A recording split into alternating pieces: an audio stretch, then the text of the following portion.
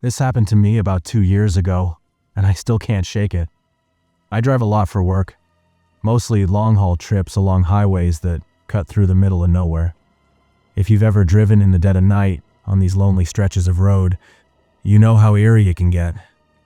But I've never experienced anything like what happened to me that night. I was driving through an area called The Hollow, a stretch of highway that's known for being completely isolated. It's the kind of place where cell service disappears, and the only sounds you hear are the tires humming against the pavement. It's honestly unsettling how empty it feels, sometimes. Anyway, it was around 2 a.m. I was tired but had to keep pushing through to meet a delivery deadline. The truck's headlights cut through the darkness, and the only sign of life on the road was a faint glow of the distant streetlights flickering in the distance. As I passed a few miles of dense trees, I saw a large, old truck up ahead. It was parked on the shoulder, just sitting there with its lights off. At first I thought it might be someone having car trouble or maybe just pulling over to take a break, but the truck was a strange sight, old, rusted, and covered in dust, almost like it hadn't moved in years. I could see the outline of the driver through the windshield, hunched over the steering wheel, like they were waiting for something, or someone. I had a weird gut feeling about it, but I was tired and it wasn't unusual to see other truckers on these roads. I decided to pull over, thinking maybe they needed help. As I slowed down and approached the truck, I noticed something strange. It was like time was slowing down. I couldn't get a good look at the driver, but something didn't feel right. The man's silhouette was all wrong, slumped and unnaturally still, like he wasn't even breathing.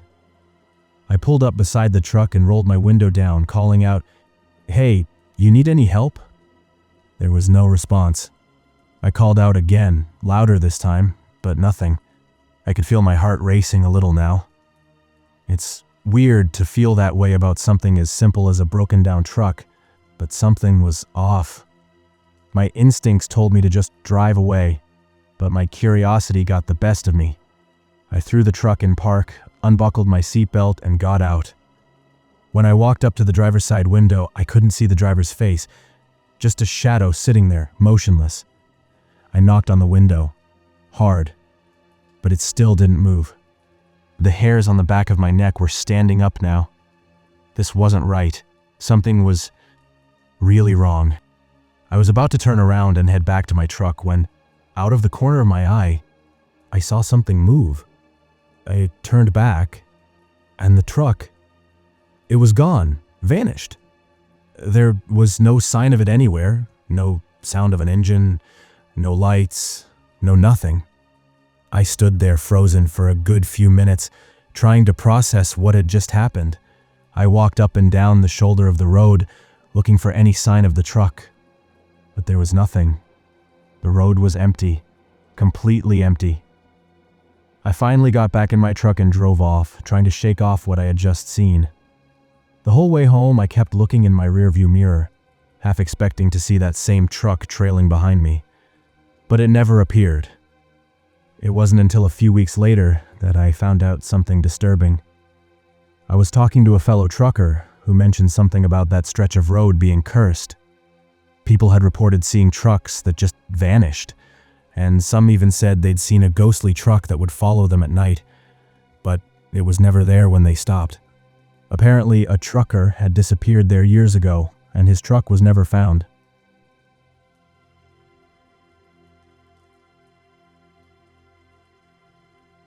It was late one night, and Matt, a long-haul trucker, was making his usual route along a remote stretch of highway. The moon was barely visible behind thick clouds, and the road ahead seemed endless. Matt had been driving for hours, with only the hum of his truck's engine and the occasional flicker of his headlights illuminating the empty highway. Around 3 a.m., while passing through a particularly desolate area, Matt noticed something strange in the distance. A figure stood at the edge of the road. A lone hitchhiker, holding a sign that read, "Anywhere but here." Hitchhiking was unusual at that hour, especially on such a lonely road, but Matt decided to stop. As he pulled over, the hitchhiker quickly approached the truck. She was a young woman, no more than 25, dressed in an old, tattered jacket that didn't seem appropriate for the chilly night air. Her face was pale, and her eyes were wide, almost unnaturally so. "Thank you for stopping," she said with a soft, nervous smile. "I really appreciate it. I'm just trying to get out of here." Matt nodded and motioned for her to get in. He'd picked up hitchhikers before and wasn't too concerned. As she climbed into the passenger seat, he noticed something odd. She was quiet, almost too quiet. Normally, people would strike up a conversation, especially in such an empty and eerie setting.